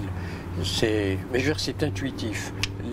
Certains ont ça en eux-mêmes de savoir comment l'optimiser, d'autres non. Et on dit que la formation scientifique actuelle est en cause, j'en suis pas sûr. Je crois que c'est le tempérament propre des gens et le fait qu'un abord humain ou humaniste vis-à-vis des patients, dans ce rapport, ça ne vient que de l'exemple le terme de maître s'emploie de moins en moins maintenant, mais enfin disons des anciens avec qui ou des patrons avec qui on a travaillé. Pour moi, c'est intuitif. Pour moi, j'ai toujours aimé le contact avec les gens. Si je n'avais pas été néphrologue, je pense que j'aurais été psychiatre ou neuropsychiatre pour avoir un rapport, disons, approfondi avec les gens. Mais je me suis aperçu à l'usage qu'on ne pouvait soigner les gens. Et j'ai vu ça depuis très très jeune. Je voyais quand j'étais externe et que je passais, par exemple, c'est une époque où on faisait les externes mettaient en place les perfusions de produits contre la tuberculose. Je ne sais pas si vous voyez ça, avec des vieux tuyaux de caoutchouc, des aiguilles qui étaient grosses comme la moitié du petit doigt, qui étaient plus ou moins abîmées du bout, qui faisaient un mal terrible aux gens à qui on le mettait. Alors quand j'étais externe, je n'étais pas obligé, c'est les infirmières qui le faisaient, mais je voulais apprendre. Donc j'avais appris avec les infirmières à le faire, et puis quand je le faisais, pour donner une idée de comment on peut faire, je disais, mais je veux pas cette aiguille-là, j'en veux une neuve qui pique bien.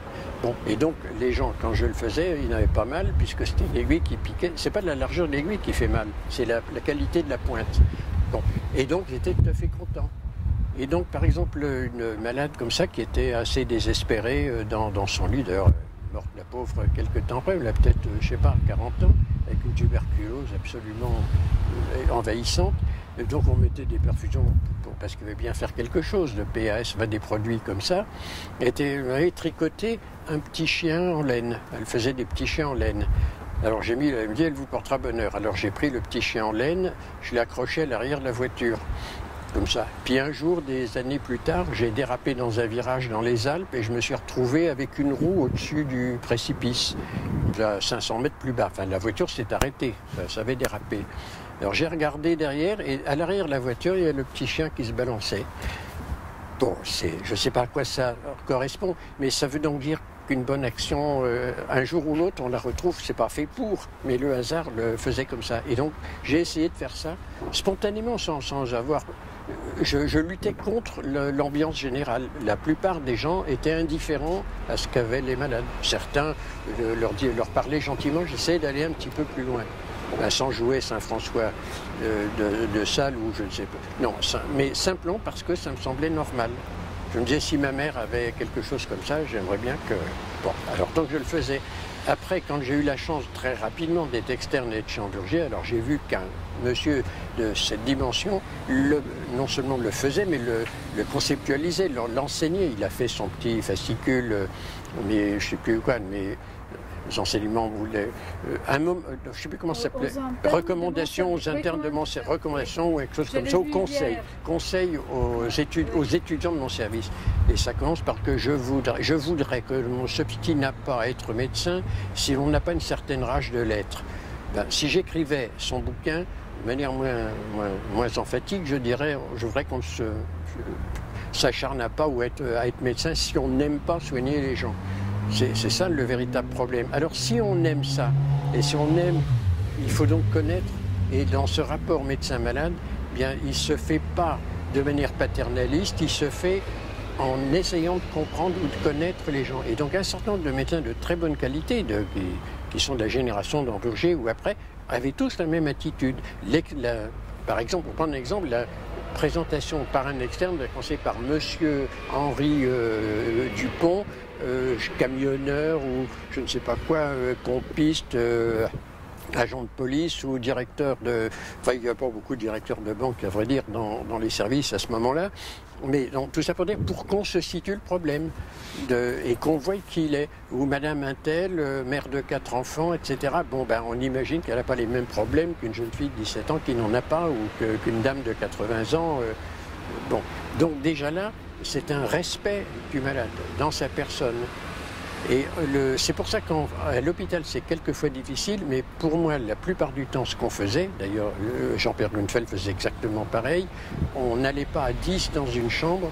Ceux qui avaient un besoin, enfin, d'un rapport de soignant direct, mettons l'interne, l'externe et l'assistant ou le patron clinique, seuls entraient dans la chambre pour discuter, voir, expliquer. Puis on se retirait dans le couloir sous prétexte de regarder une radio quand on avait à dire...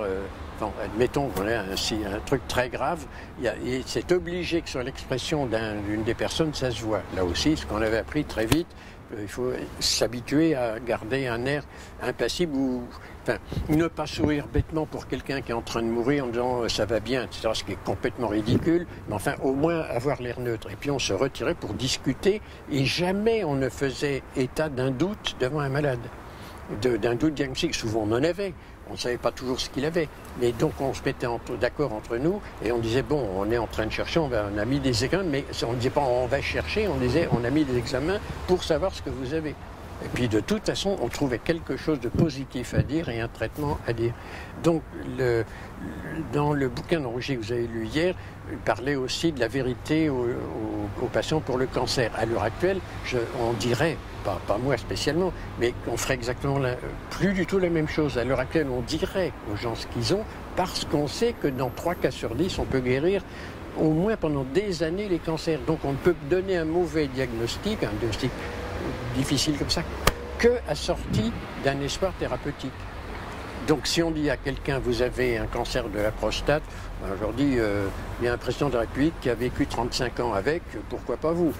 Et donc c'est pas du tout une menace immédiate, mais quel que soit le stade, on minore le stade un peu, on peut jouer sur les termes techniques. Donc en somme, il y a une manière de présenter les choses graves, qu'on peut faire de manière humaine, comme on voudrait que ça soit fait pour quelqu'un de sa famille ou pour soi-même, et même indépendamment de ça, parce que ça doit être comme ça, je pense. Et alors, pour un certain nombre de maladies chroniques, et c'est celles auxquelles j'ai eu affaire, on a eu beaucoup de cancers aussi, par exemple des gens qui avaient des gens quelquefois jeunes qui avaient des cancers mais extensifs au stade terminal avec insuffisance rénale. Donc les collègues urologues sont obligés de libérer des lits pour prendre d'autres, etc.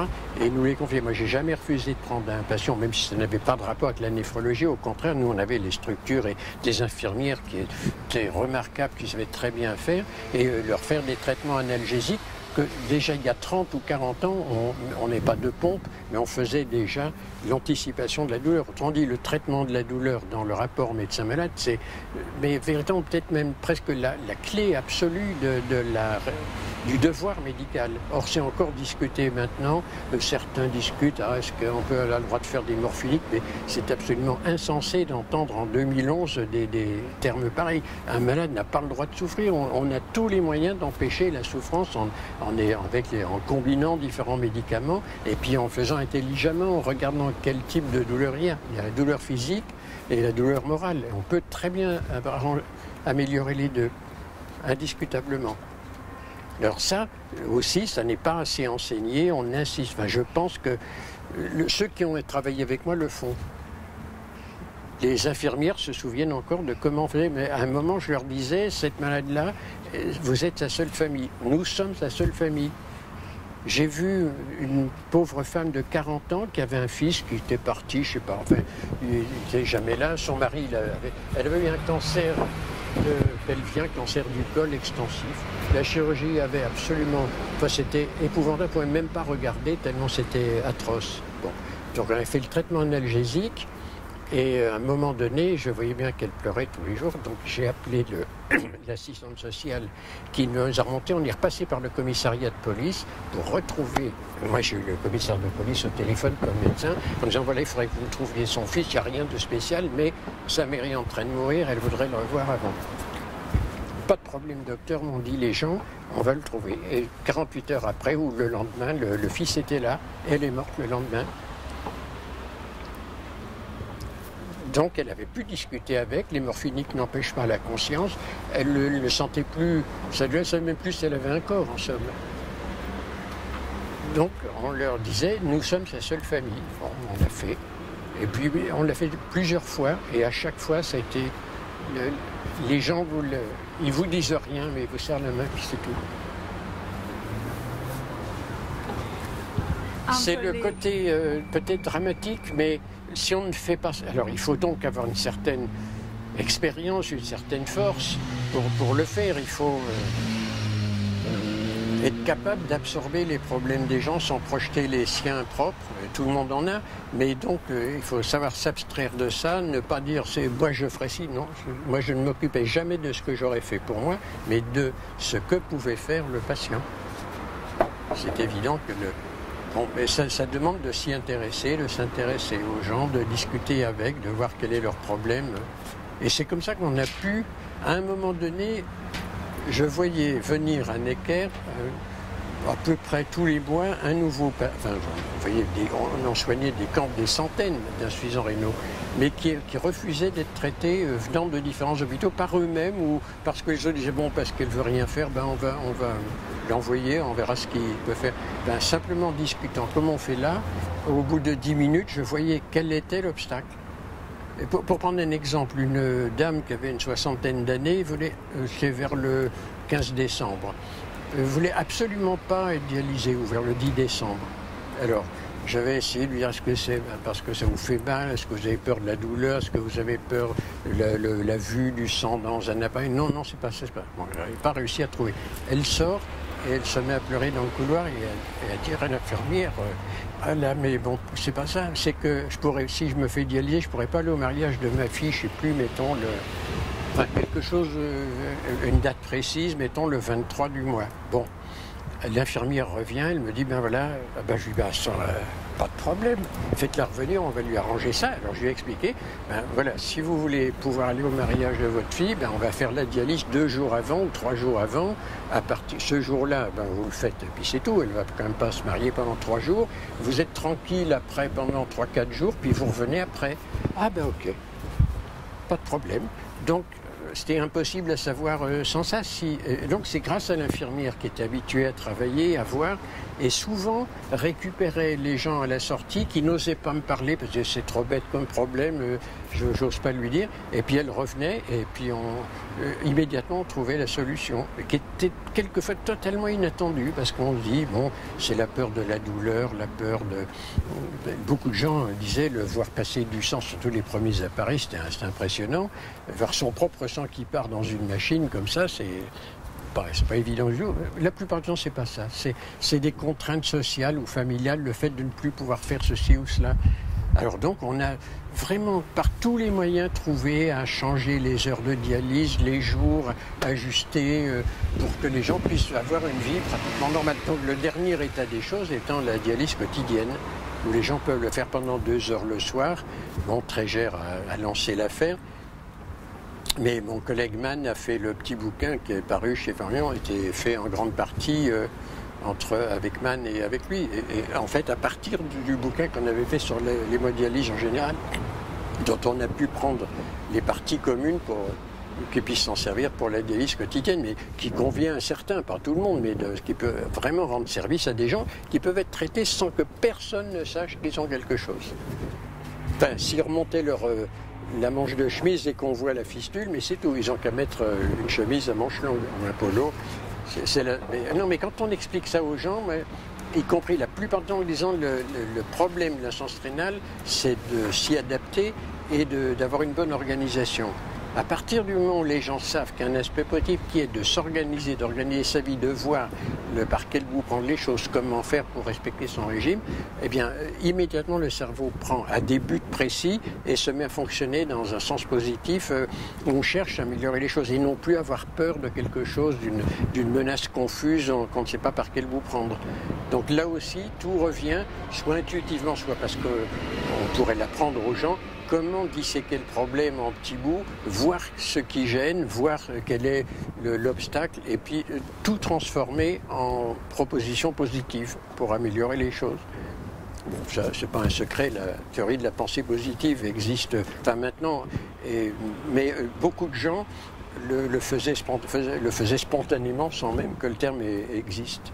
C'est une disposition d'esprit positive ou optimiste et qui permet de manière incroyable aux gens de pouvoir surmonter une maladie chronique qui est quand même une servitude.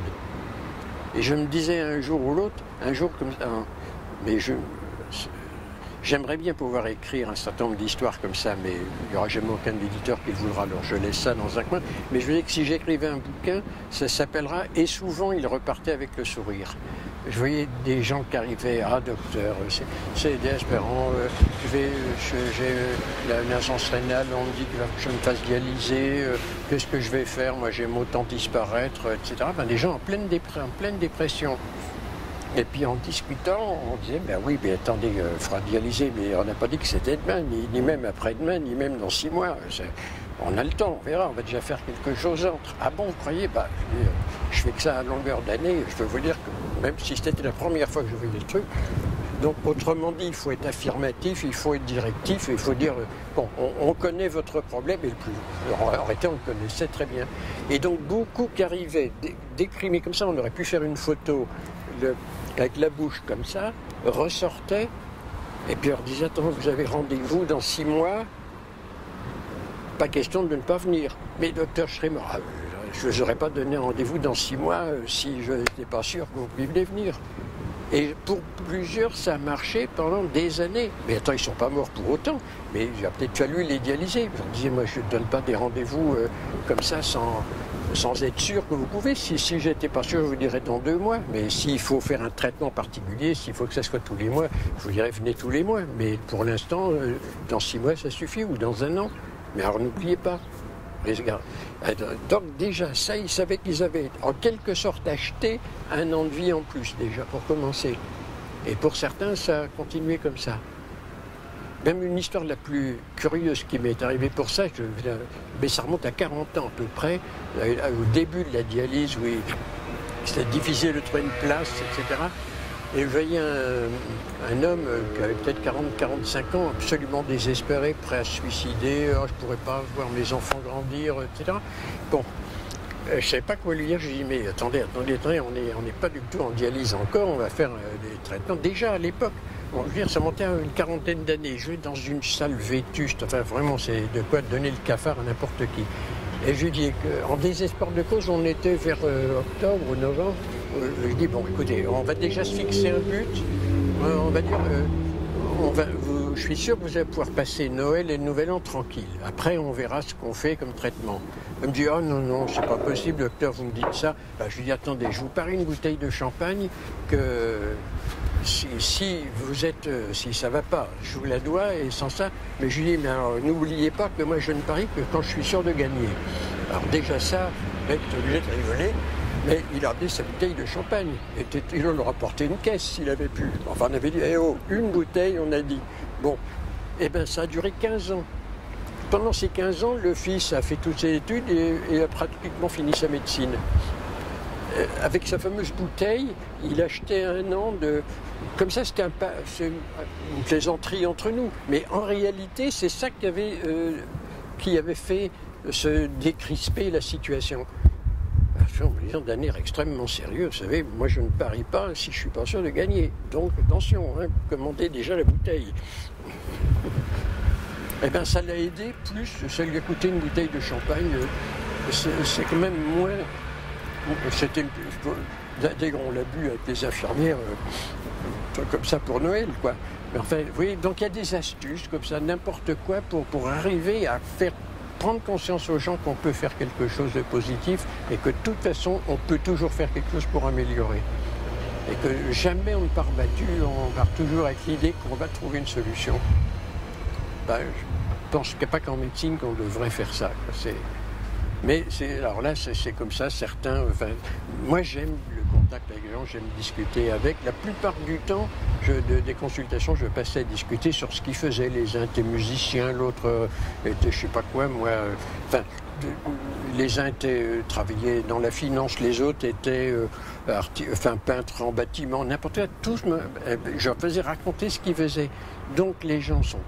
C'est une manière de leur témoigner de l'estime ou de la considération qu'on a pour eux.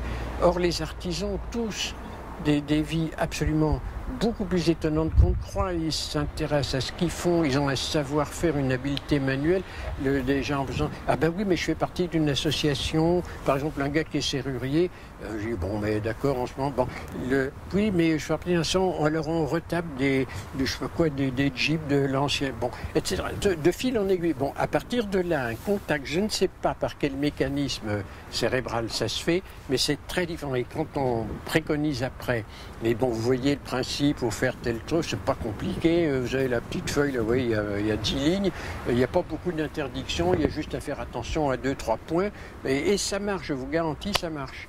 Vous n'êtes pas le premier qui venait avec ça. Eh bien, ça va tout seul parce que le gars se dit, il connaît comment je vis.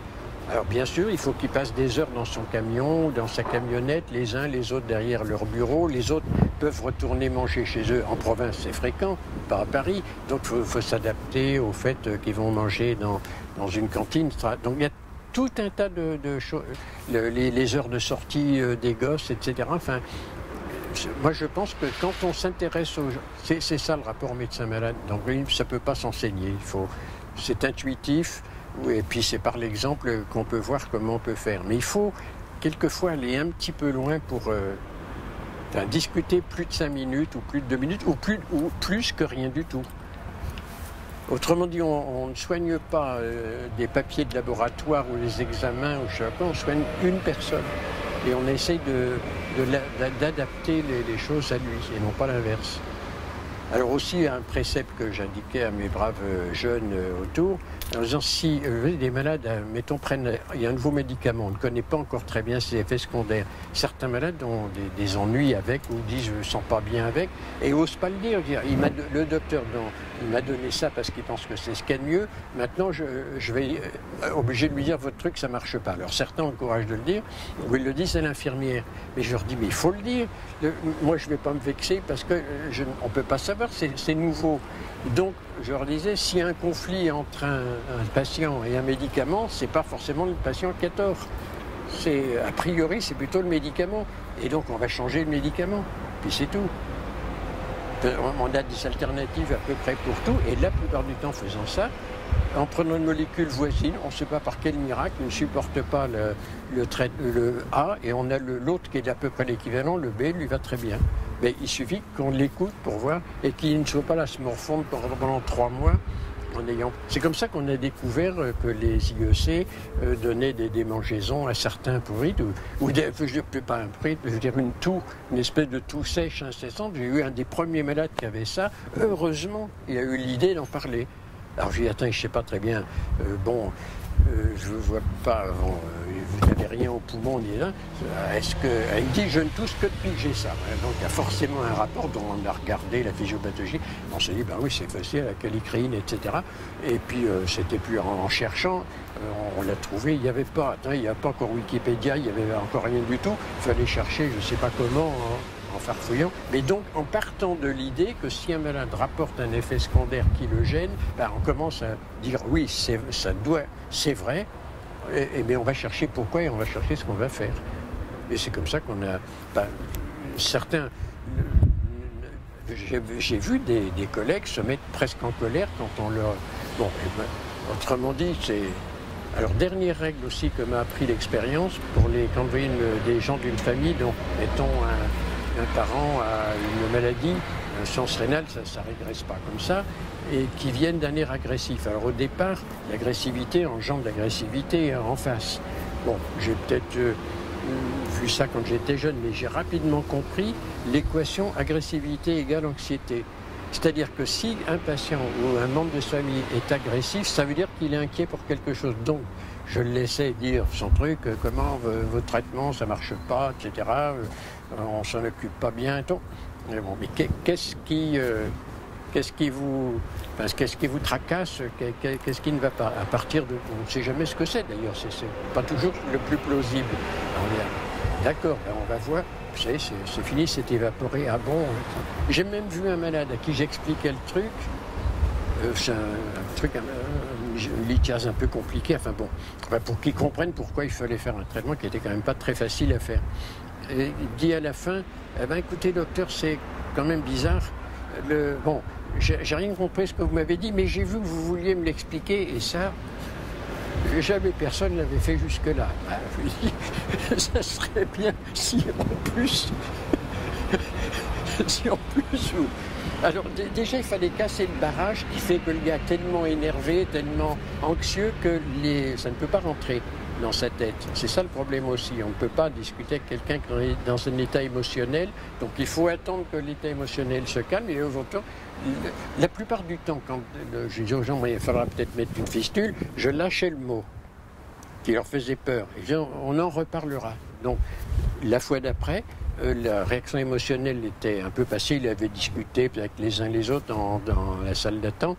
Et puis, on pouvait reprendre les choses. Mais, autrement, quand les gens sont dans un état d'anxiété, absolument aucun raisonnement ne peut pénétrer dans le cerveau. Il y a un blocage, ben vous le savez, mais beaucoup de gens ne le savent pas ou n'en tiennent pas compte. Donc ça ne sert à rien de vouloir crier plus fort ou avoir un argument. Pas du tout, il faut laisser passer, il faut désamorcer l'anxiété d'une manière ou d'une autre.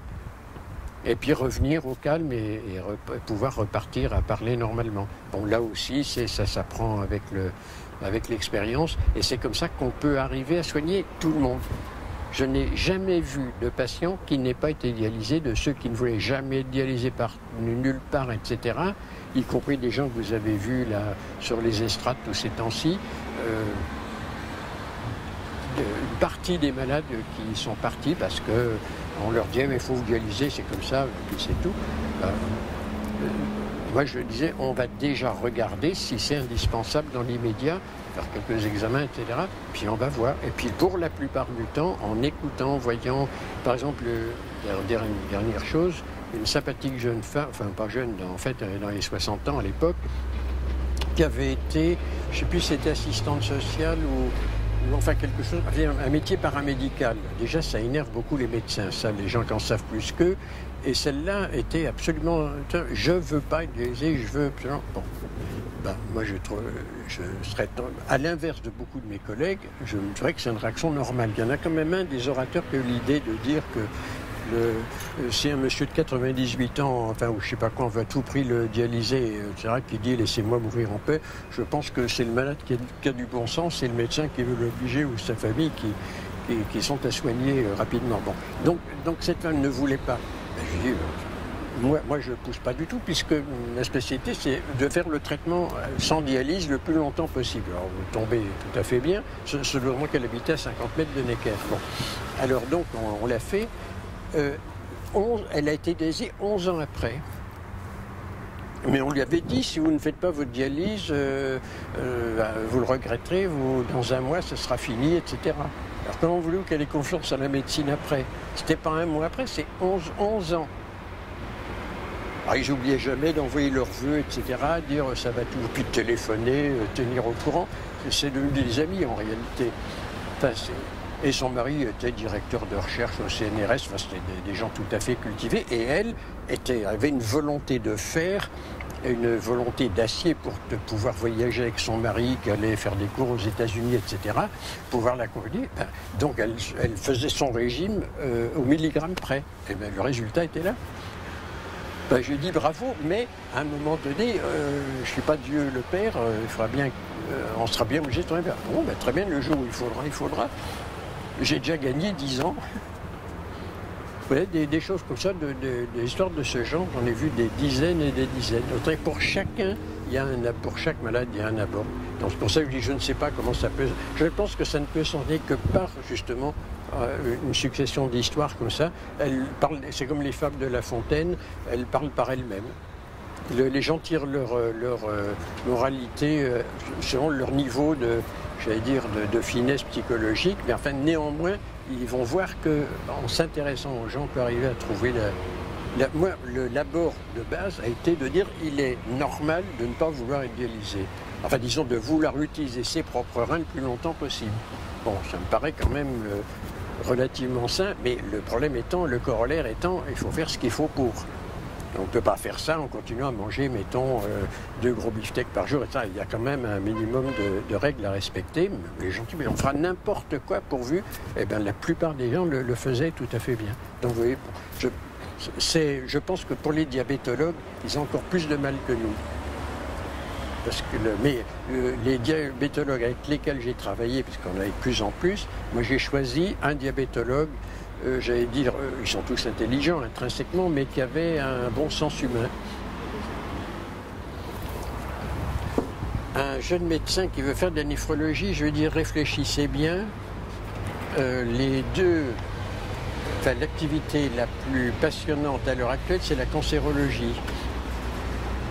De manière curieuse, c'est celle qui va le plus loin dans l'analyse des mécanismes et où il y a alors lieu d'exercer pour les gens dignes du nom, parce que les cancérologues, enfin je les connais pas tous très bien, mais s'il y a vraiment un domaine où les qualités humaines du médecin sont absolument indispensables, c'est bien la cancérologie. Là, il faut quand même, mais la plupart, j'ai accompagné des gens dans différents centres de cancérologie de bonne qualité. Tout le personnel est formé à l'accueil des gens. Ils ont une formation spécifique qui est faite, qui est bien. Alors donc, je dirais que c'est le summum en ce moment. Je ne sais pas ce qu'il y aura dans 20 ans. En néphrologie, en médecine, pour faire médecine, vous voulez dire, il faut savoir si on aime soigner les gens, si on aime les gens, ou si on est simplement bon en maths et capable de passer l'année de sélection de première année de médecine. Si on est uniquement capable de répondre, de franchir la barrière de la première année, sans avoir de vocation en disant je ne suis pas capable d'entrer à l'X, je ne suis pas capable d'entrer à Centrale, à Supélec, je ne sais pas quoi, à Normal Sup, alors je fais médecine. Je ne suis pas sûr que ce soit l'idéal. Or, c'est les 2/3 du recrutement actuellement. Enfin, nous, ou la moitié. De la poésie. Vous savez, la poésie a été très à la mode il y a 2 siècles à peu près, ou 1 siècle et demi. C'était considéré comme la plus noble des activités. Enfin, du temps de Vigny, Musset, etc. C'était très très bien vu, ou Victor Hugo. À l'heure actuelle, ça a une connotation plutôt négative, quoi. Ça évoque la légèreté, le superflu, l'inutile. Je dirais, je ne suis pas sûr que c'est pas tellement de la poésie qu'il y a, mais c'est du roman à la Balzac, enfin, je veux dire, ou Alain Marcel Aimé, mais qui est peut-être moins connu en Italie, des gens qui ont un sens psychologique. D'ailleurs, beaucoup de romanciers, d'ailleurs, tous les gens écrivent leur vie maintenant. Dès qu'une femme un peu connue a un enfant, ça y est, elle écrit un bouquin. Dès que quelqu'un a perdu son père, il écrit un livre. Enfin, dans la littérature, il y a 1 siècle, les gens avaient quand même une autre dimension, les écrivains. Mais ce que je veux dire par là, c'est qu'effectivement, je pense qu'un bon médecin doit avoir une tendance littéraire dans sa tête. Alors la poésie, pas forcément. Jean Bernard écrivait de la poésie lui-même, adorait. Moi non, enfin si, j'aime bien, mais je me réfère plus aux très bons romanciers qu'on connaît, disons ce qu'on appelle la connaissance de l'âme humaine, enfin qui s'y intéresse. Et par exemple, on s'intéresse à quelque chose, on va plus loin et on peut décrire des situations, les deviner. Moi je pense que le génie, enfin j'en ai pas moi, mais les génies littéraires ont été capables de décrire des situations qu'ils n'avaient pas vécues eux-mêmes, simplement par intuition ou par sensibilité en entrant dans la peau des gens. Regardez Flaubert avec Madame Bovary, partant d'un fait divers de 10 lignes dans un journal, quand vous le lisez, vous voyez de l'intérieur comment cette pauvre femme se détruit elle-même petit à petit. C'est tout à fait extraordinaire. Donc, et son père était le médecin le plus connu de Rouen. Donc, et il admirait profondément l'activité de son père. Mais donc lui, c'était pas de la poésie, c'est vraiment l'art du bon romancier.